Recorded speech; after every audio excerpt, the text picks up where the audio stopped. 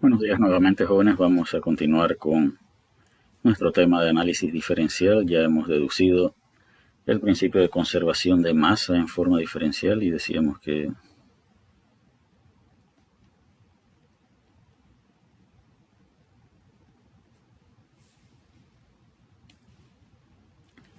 habíamos definido conservación de masa como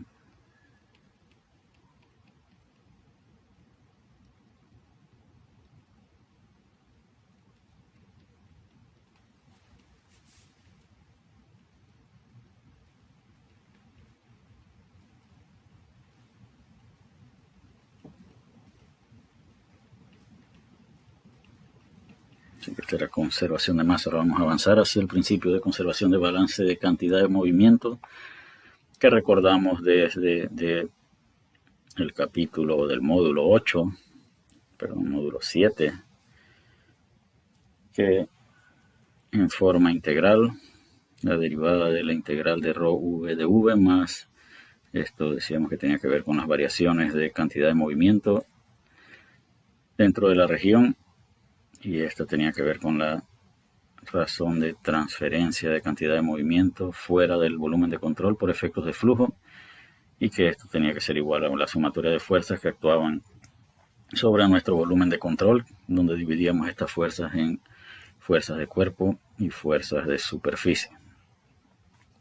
Al igual que en el principio de conservación de masa, vamos a empezar con este término. En la ecuación de conservación de masa, al analizar el primer término del análisis integral, habíamos llegado a esta conclusión. Así que vamos a ver qué ocurre con el balance de cantidad de movimiento, y vamos a ser bastante específicos en el balance de cantidad de movimiento en X, y vamos a simplemente presentar la ecuación de balance de cantidad de movimiento en las otras dos direcciones. A diferencia de balance de masa, cantidad de movimiento es vectorial. Por lo tanto, es necesario establecer balance de cantidad de movimiento en todas las direcciones. Y repito, vamos a ser algo detallados en la dirección X y no tan detallados en las otras direcciones. Simplemente vamos a presentar las ecuaciones.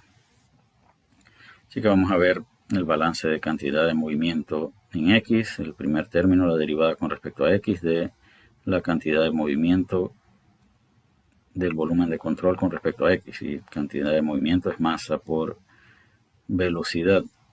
Si lo queremos en X, sería la masa por X, y ya en conservación de masa para el elemento diferencial habíamos definido la masa como la densidad por dx dy dz, donde ρ representa la densidad en el centro, y Vx es la componente X del vector velocidad evaluada en el centro, es decir, U. Así que el primer término de este lado izquierdo de la ecuación de balance de cantidad de movimiento es la derivada con respecto al tiempo de ρ por U por dx dy dz, y nuevamente ρ y U son propiedades que pueden variar tanto con la posición como con respecto al tiempo. Por lo tanto, estas derivadas deben ser expresadas como derivadas parciales. Así que la derivada con respecto al tiempo de la integral sobre el volumen de control de ρ Vx de V es igual a la derivada con respecto al tiempo de ρ por U por dx dy y dz, y esto es nuestro primer hallazgo. Pensando en la dirección X, acá nos preguntan a qué es igual el momentum de flujo o la cantidad de movimiento de flujo en el centro del volumen de control. Y esta pregunta la vamos a responder en el tablero, pero antes de ir al tablero debemos recordar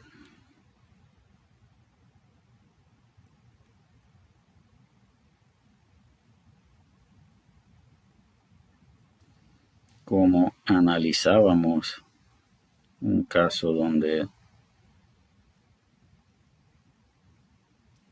tuviéramos un flujo de esta manera. Acá teníamos un flujo de masa de entrada y acá un flujo de masa de salida. Y acá esto forma un ángulo. Acá tenemos una velocidad de entrada y acá tenemos una velocidad de salida que va en esta dirección. La cantidad de movimiento en X, acá era igual al flujo de masa de entrada por la velocidad de entrada. Y acá era el flujo de masa de salida por la velocidad de salida por el coseno del ángulo. Y a qué quiero llegar con este ejemplo, cuando nosotros queríamos evaluar la contribución de un flujo a la cantidad de movimiento, el término que teníamos o el término que estaba relacionado con la dirección era la componente de velocidad, era el término que multiplicaba al flujo de masa. El flujo de masa no era descompuesto, el flujo de masa era el flujo de masa total, el que tenía o que guardaba relación con la dirección en la que estábamos aplicando al principio era el término que multiplicaba el flujo de masa. Y esto va a ser importante para definir la transferencia de cantidad de movimiento por efectos de flujo que veremos a continuación en el tablero.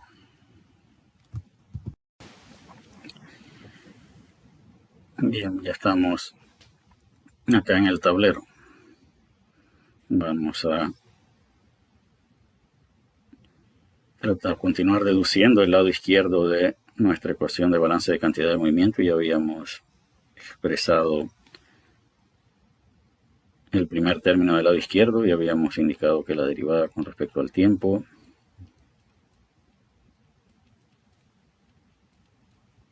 en la dirección X era igual a la derivada con respecto al tiempo de ρ por U por dx, dy y dz.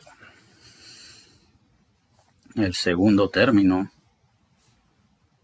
que tenemos acá representa la razón de cantidad de movimiento de flujo de salida. Y acá tenemos un flujo de masa en X que sale por esta superficie. Acá tenemos un flujo de masa en Y de salida. Esto vamos a llamarle X de salida. Y acá tenemos un flujo de masa en Z de salida.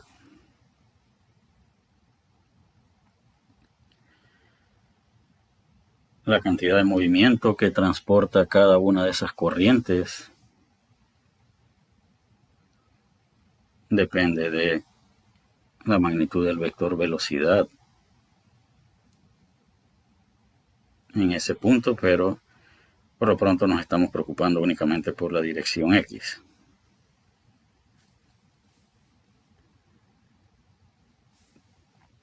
Así que m punto y de salida debe estar multiplicado por una componente X del vector velocidad. El flujo de masa en X de salida perdón, debe estar multiplicado por una componente de velocidad en X. Y el flujo de masa en Z de salida también debe estar multiplicado por una componente X del vector velocidad. Y que vamos, o cómo vamos a expresar estos inercias de flujo o cantidad de movimiento de flujo, como prefiramos llamarle, lo vamos a hacer en función de las cantidades en el centro. Nuevamente, de aquí a acá hay una distancia de X medio. De aquí a acá hay una distancia de Y medios. Y hay de Z medios desde el centro hasta esta otra salida. Así que vamos a regresar al tablero. Y vamos a expresar esta cantidad de movimiento que tiene que ver con el flujo en X, pero en el centro. Así que vamos a regresar. Vamos a ir al centro.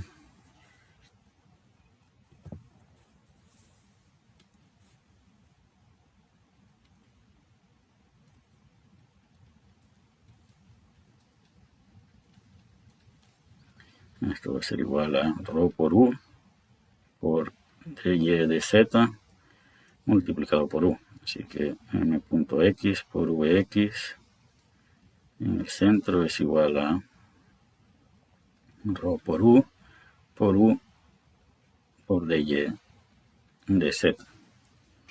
Y más adelante veremos por qué no expresamos esto como ρ por U cuadrado. Si quisiéramos hacer esto en el centro, ahora esto sería igual a ρ por v por dx de z, también multiplicado por u. Esto representa el flujo de masa en y, y esto representa la componente x del vector velocidad en ese punto. Y m.z por vx en el centro es igual a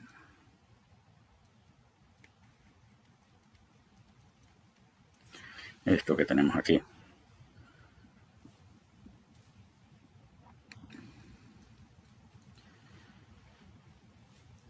¿Cómo vamos a expresar entonces esta razón o esta integral de superficie de control de rho v.n de a en la dirección x? Esto va a ser igual a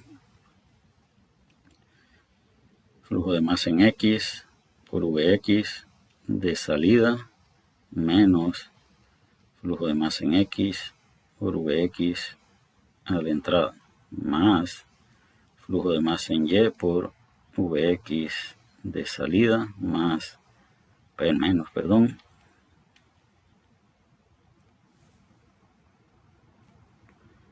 flujo de masa en y por vx a la entrada más el flujo de masa en z por vx de salida menos el flujo de masa en z por vx a la entrada.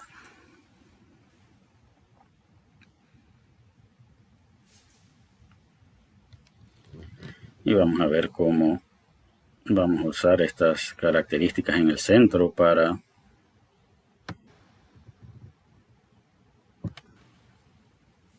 deducir estas cantidades.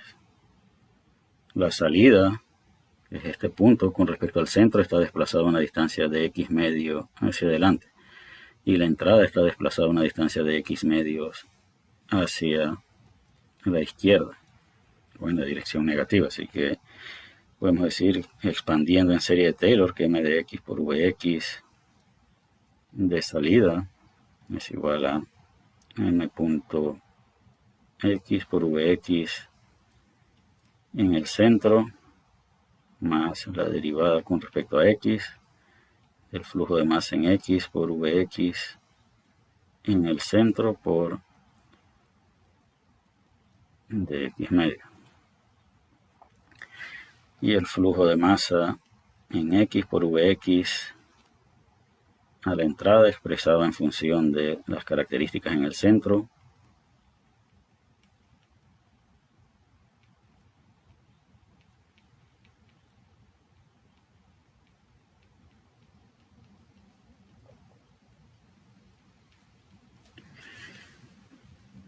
y esto es lo que obtendríamos obviamente despreciando los términos de orden mayor a 1. ¿Qué debemos hacer ahora? Debemos restar este menos este. Y al restar estas dos cosas para obtener este término,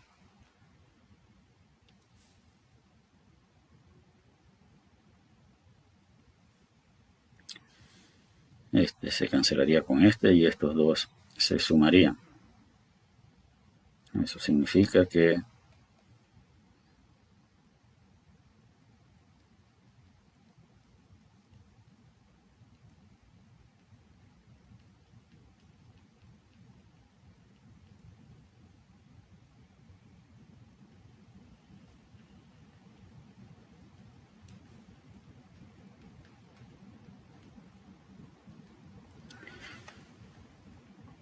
la resta o la diferencia entre la cantidad de movimiento de flujo en X debido al flujo en X, valga la redundancia, de salida menos entrada, es simplemente la derivada parcial en X de la cantidad de movimiento evaluada en el centro. ¿Esto qué significa?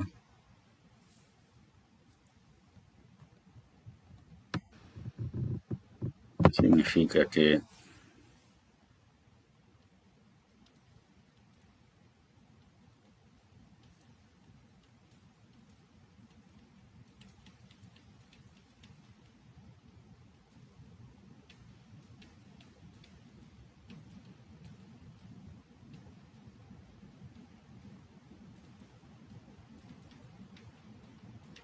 y esto es un hallazgo importante.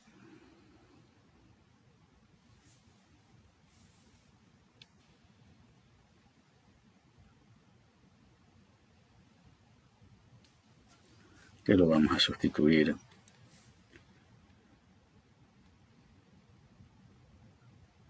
aquí.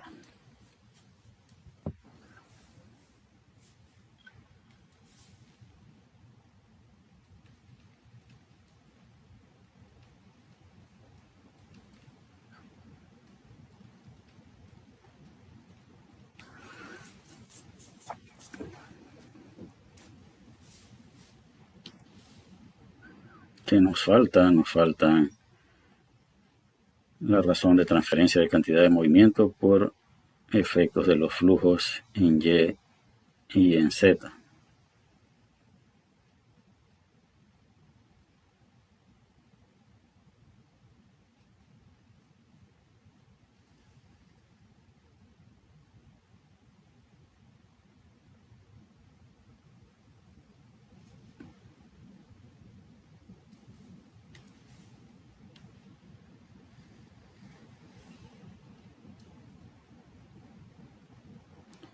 Siguiendo un camino similar al que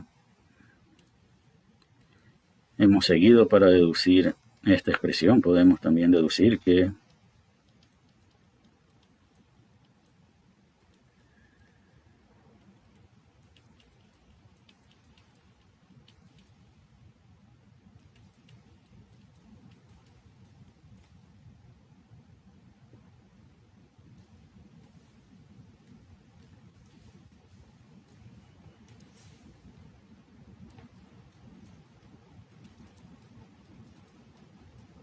y que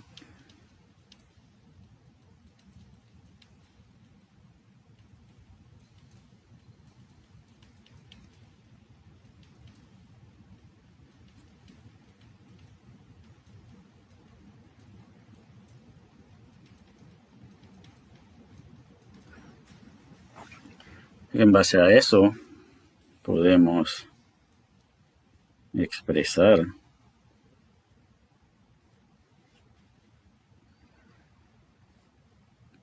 el segundo término del lado izquierdo de esta ecuación de balance de cantidad de movimiento como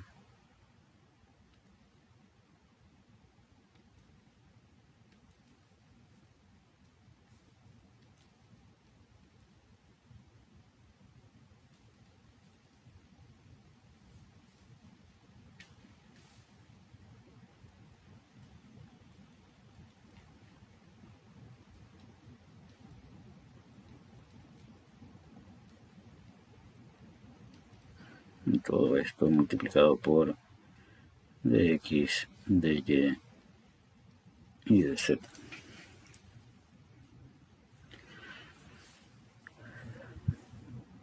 Y vamos a ver qué hemos logrado hasta este punto. Ya tenemos una expresión para el primer término del lado izquierdo y una expresión para el segundo término del lado izquierdo. Combinando ambas expresiones obtendríamos que para el elemento diferencial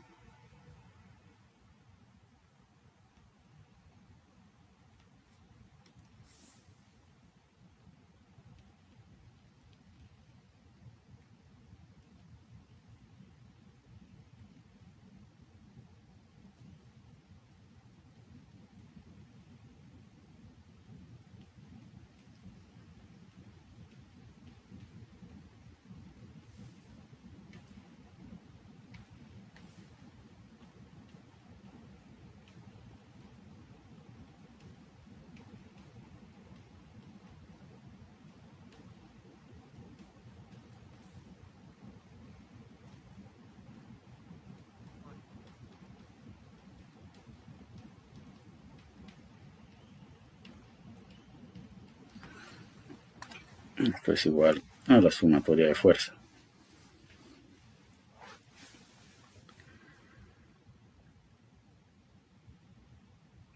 Vamos a trabajar un poco en el lado izquierdo. Obviamente nos falta definir las fuerzas que actúan sobre nuestro elemento diferencial.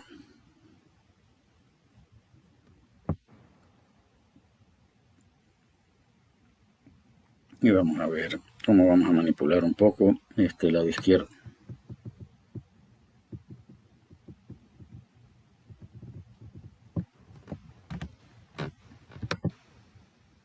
Vamos a expandir.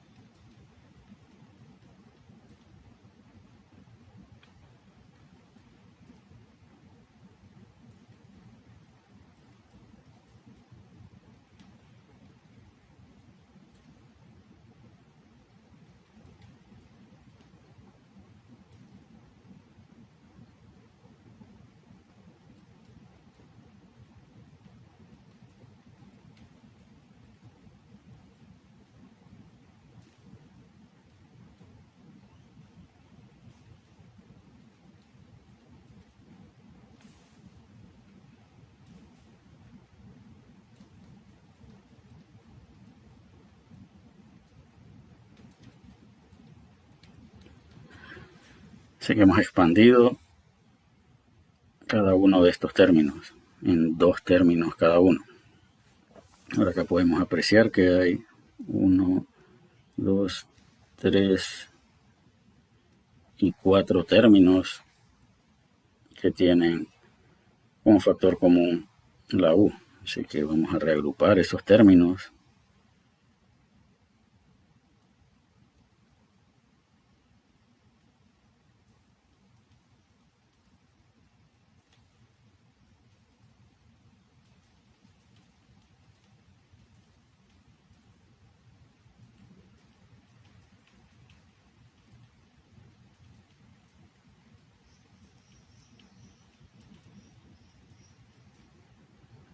Así que acá hemos agrupado estos 4 términos que nos queda.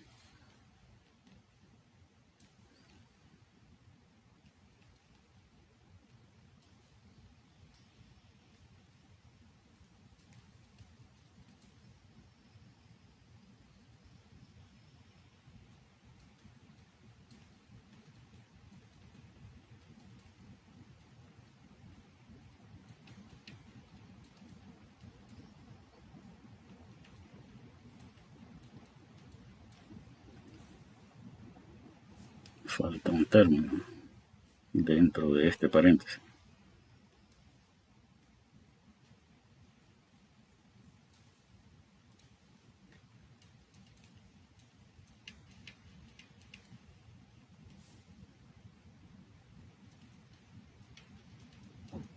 En este caso son las fuerzas en X. Tiene que ser específicamente fuerzas en X. Pero bien, ¿qué ocurre?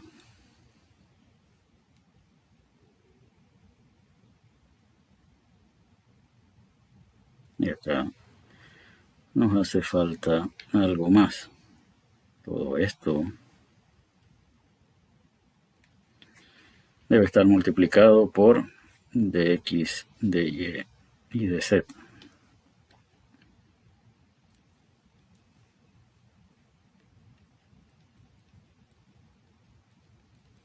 Ahora sí, esto es igual a la sumatoria de fuerzas en X.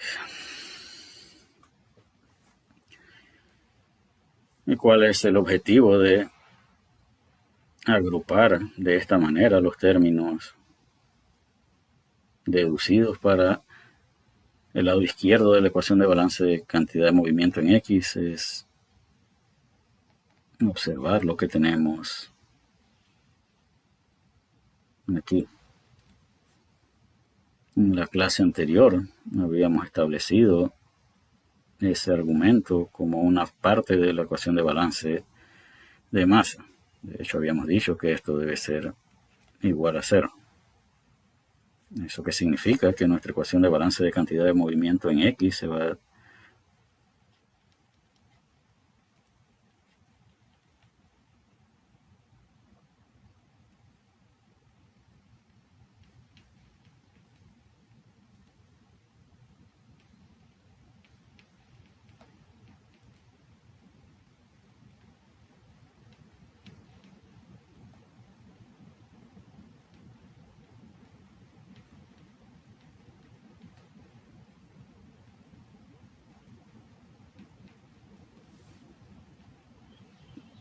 y este hallazgo también es sumamente importante. Esta es nuestra ecuación simplificada de balance de cantidad de movimiento en X, al menos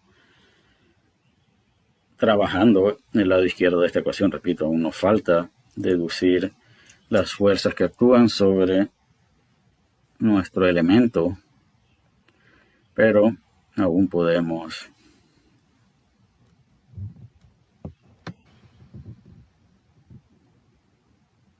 hacer algo más con este último resultado.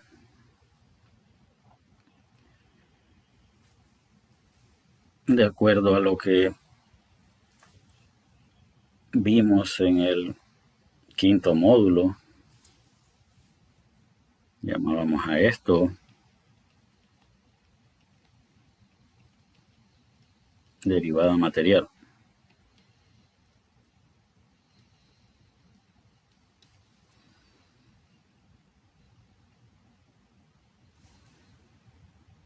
Y antes de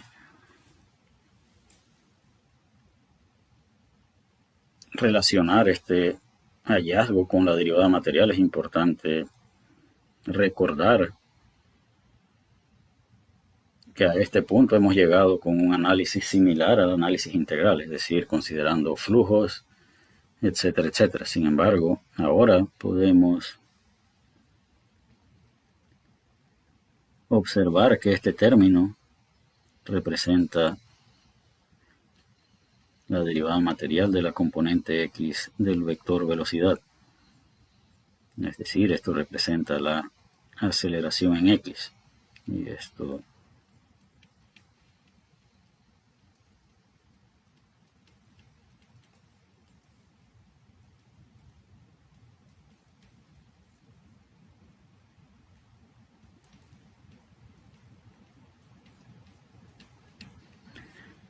y ρ por dx de y de z tiene forma de masa. Así que de alguna manera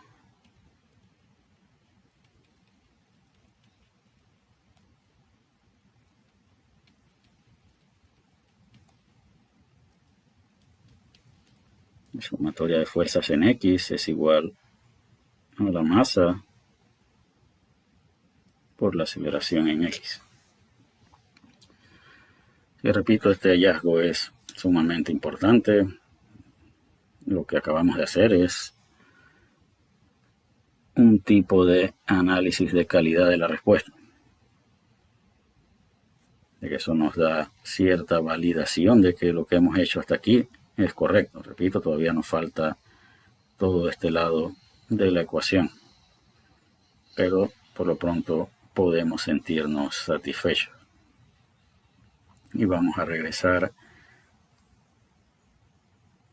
a las diapositivas brevemente para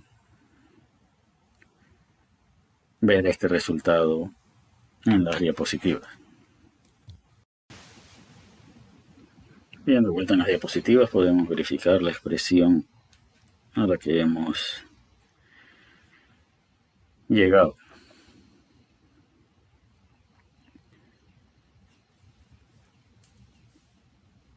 Donde acá simplemente no hemos factorizado la densidad. Lo que ocurriría si el fenómeno fuera estacionario, este término desaparecería. Vamos a avanzar hacia las fuerzas que actúan sobre nuestro elemento diferencial. Y las fuerzas se dividen en fuerzas de cuerpo y fuerzas de superficie. Las fuerzas de cuerpo son aquellas que actúan sobre todo el elemento del fluido. En este caso sería el peso del fluido. Así que ρ por dx de y de z representa la masa.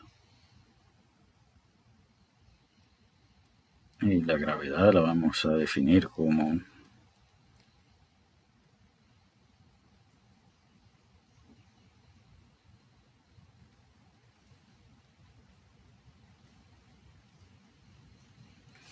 y esto lo hacemos para darle una noción general a nuestras ecuaciones. Pues acá nadie ha decidido si y es la dirección en la que actúa el vector gravedad, o si es en x o si es en z. Así que podemos tener un eje de referencia inclinado donde, por ejemplo, podemos tener y hacia acá, x hacia acá, y la gravedad actuar en esta dirección. Así que buscamos dar una forma general a nuestra expresión y suponer que puede haber una componente x del vector aceleración que debamos o que pueda causar una fuerza de cuerpo sobre nuestro elemento diferencial. Así que la fuerza de cuerpo es simplemente ρ por gx por dx de y de z. Ahora sí, la gravedad actuará en y. Si esa fuera la decisión o el marco de referencia que estableciéramos, simplemente gx sería igual a 0 y no habría fuerzas de cuerpo en la dirección x. Con respecto a las fuerzas de superficie sobre las superficies de nuestro volumen diferencial, van a haber, entre otras, fuerzas de presión, pero también van a haber fuerzas por efectos viscosos. Y las fuerzas por efectos viscosos tienen que ver con, o están relacionadas con la razón de deformación que también veíamos en el quinto módulo. Ahora, ¿cómo vamos a asociar esta nomenclatura que tenemos en esta figura con lo que nos interesa, que son las fuerzas de superficie en la dirección X? Si analizamos las direcciones de las flechas, cada uno de estos sigma tiene dos subíndices. De lo que se muestra en esta figura podemos deducir que el primer subíndice representa la dirección del vector normal a la superficie donde estamos ubicados. Es decir, el subíndice X lo vamos a observar en esta cara que es perpendicular a la dirección X. Así que el primer subíndice representa la dirección normal a la superficie, donde vamos a calcular esa fuerza o donde dicho esfuerzo va a afectar mi balance de cantidad de movimiento. Y el segundo subíndice representa la dirección en la que actúa la fuerza asociada con ese sigma. Ese sigma XX quiere decir que tenemos un esfuerzo perpendicular al eje X que actúa en la dirección X. Sigma XY representa un esfuerzo que actúa en la dirección Y perpendicular al eje X. Así que para nuestro balance de cantidad de movimiento en X, quienes nos interesan, todos los que tengan una X como segundo subíndice. Es decir, nos interesa sigma YX, sigma XX y sigma ZX. Pero siempre teníamos o siempre hemos usado dos caras siempre tenemos dos superficies perpendiculares al mismo eje. Es decir, vamos a tener un sigma, vamos a llamar esto 1, y a este le vamos a llamar 2, a este le vamos a llamar 3 y a este le vamos a llamar 4, a este le vamos a llamar 5 y a este le vamos a llamar 6. Así que vamos a tener un sigma yx1 y vamos a tener un sigma yx2 y vamos a tener un sigma yx en el centro. Y que queremos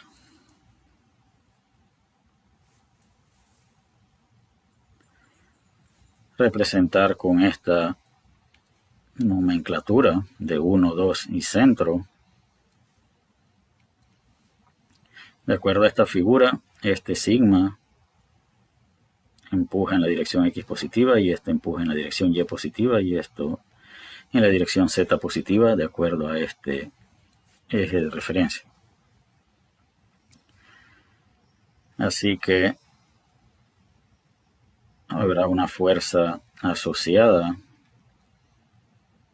con los sigma yx y esto va a ser igual a sigma yx1 menos sigma yx2 multiplicados por el área, y el área perpendicular es de y de z.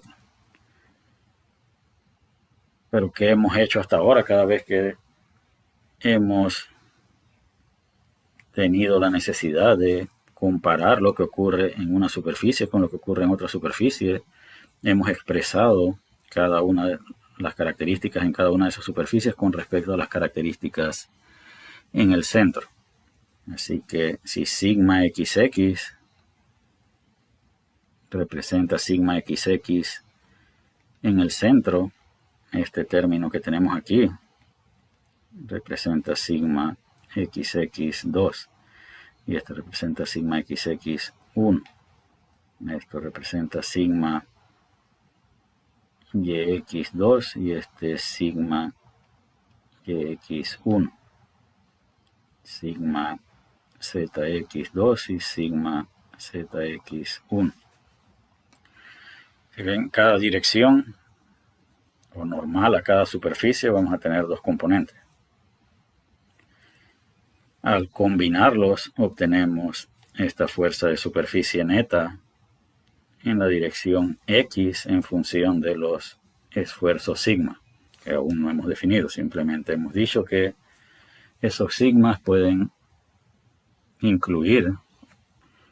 Lo que está claro es que según esta ecuación esto representa todas las fuerzas de superficie que actúan en X. Y una de las fuerzas que actúan en la superficie son las fuerzas de presión y las fuerzas viscosas. Así que estos sigmas deben incluir tanto la contribución viscosa como la contribución de las presiones. Pero debemos recordar que las fuerzas de presión actúan perpendicular a la superficie.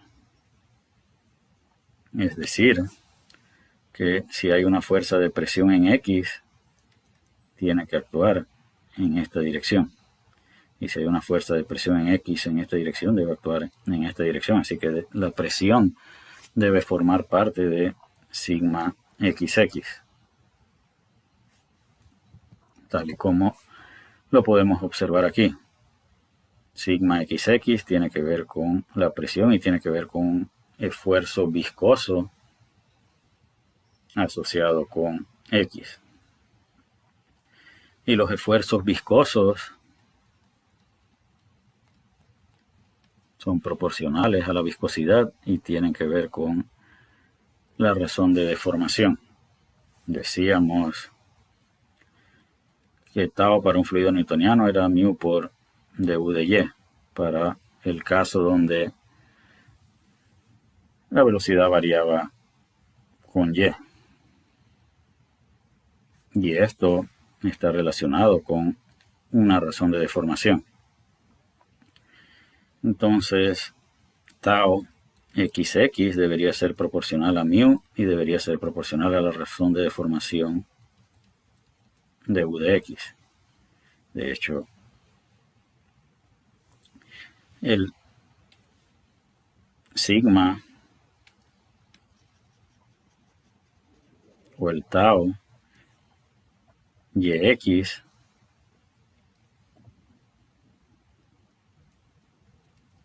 es proporcional a la viscosidad, pero también es proporcional a la razón de deformación Yx, que sería igual a 1/2 por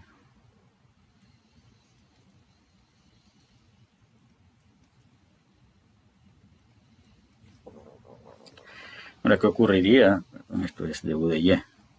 ¿Qué ocurriría si dv de x fuese 0? Acá solo nos quedaría este término. Y tau yx sería proporcional a mu, a dv de y, pero este 1/2 no aparecía en nuestra ecuación de fluido newtoniano, así que todos los términos vamos a expresar cada uno de estos esfuerzos en función de la razón de deformación que hemos definido en el módulo 5.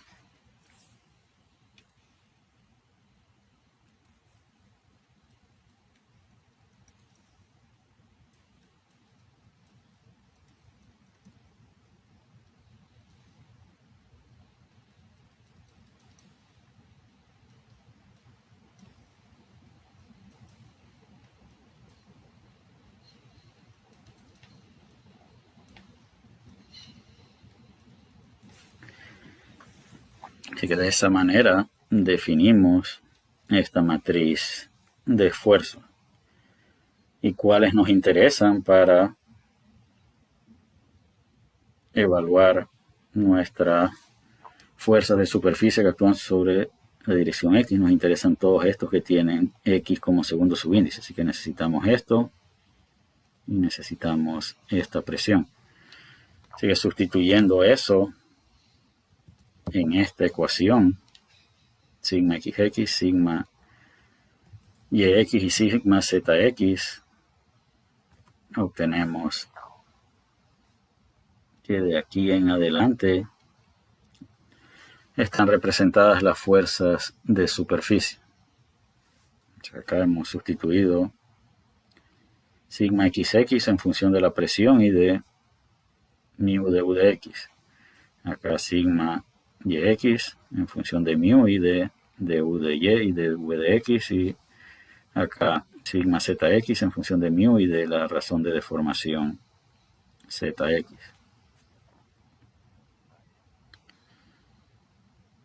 Y esto que tenemos aquí al final representa nuestra ecuación de balance de cantidad de movimiento en X. Las otras dos ecuaciones que se presentan abajo representan, así que esto es en X, en Y y en Z.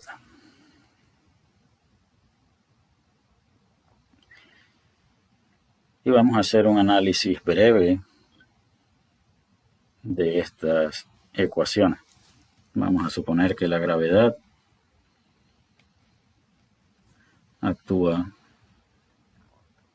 en Z.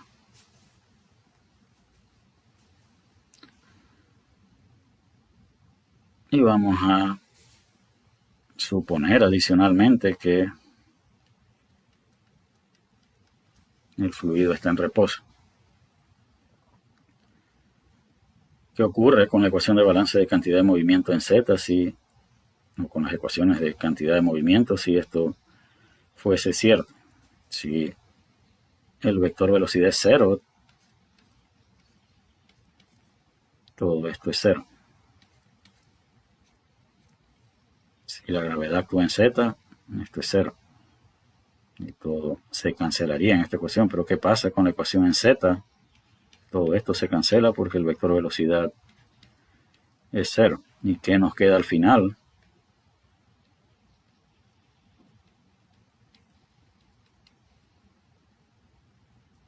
Esto era la ecuación de hidrostática que utilizábamos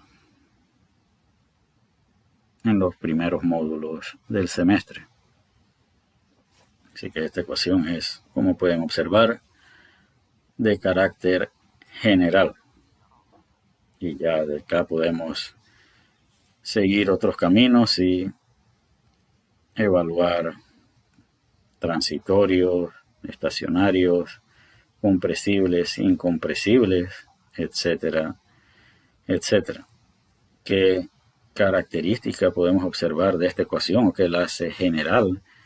Acá tenemos la viscosidad dentro de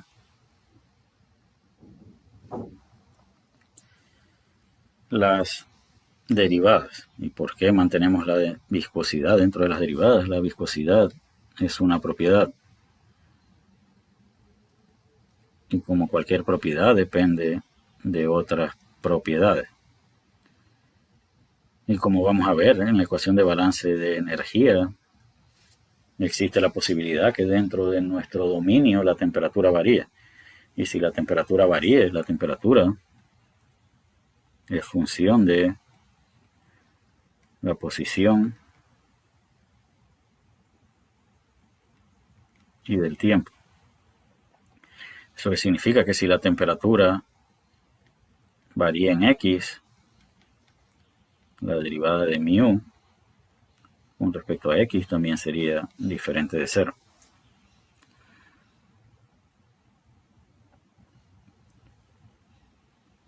Así que para poder sustituir una viscosidad en estas ecuaciones tendríamos que saber cómo varía la temperatura. Al final lo que va a ocurrir es que estas ecuaciones deben ser resueltas en forma simultánea. Balance de masa, balance de cantidad de movimiento y balance de energía. Y tenemos ecuaciones diferenciales parciales que no son nada fáciles de resolver. Así que solo unos cuantos casos van a tener soluciones exactas. Otras formas sería recurrir a los métodos numéricos, pero de igual manera siempre para casos bastante específicos. Y con esto vamos a concluir esta segunda parte del módulo 10 y posiblemente continuaremos en otra clase con la ecuación de balance de energía. Hasta la próxima.